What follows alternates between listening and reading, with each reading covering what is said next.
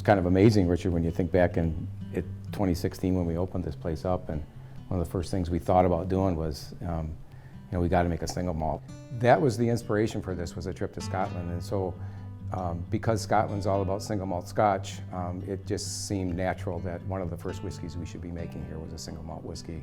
It was David coming to me in the fall of 2016 saying, what do you think about the idea of creating a single malt whiskey that we would hold back for many years, and then we came up with the idea of making it together. If I think about it, if I remember right, we said this was going to be a 10-year release. Right. So obviously we've just gotten impatient because it tasted so damn good. The bottle that's sitting in front of Richard and I right now is the first ever Mad Angler single malt that's coming out from Iron Fish, and it was the first barrel of single malt we ever made. And it was a whiskey that was distilled in the first year of our opening Iron Fish, and so this whiskey is almost 7 years old. It was a brand new barrel that this went into. What I see is a whiskey with a really nice aroma, almost like a caramel apple aromas because of the fruit that's in there and the sweetness that's in there. A lot of mintiness to this. You catch those things on the palate also.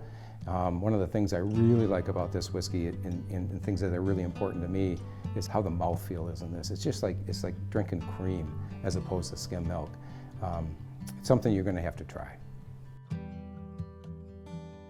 We made a decision to create the Iron Fish Whiskey Club as a way to work, really spend some time with our closest friends and supporters of the distillery who share our passion for really unique expressions and single barrel selections. And as we were considering the club, we chose that the club should have a membership of around 250 people, that these expressions should be only available to club members.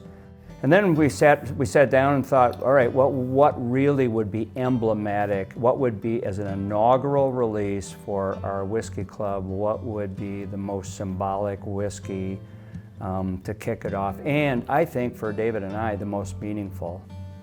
All right. Cheers, man. Salute.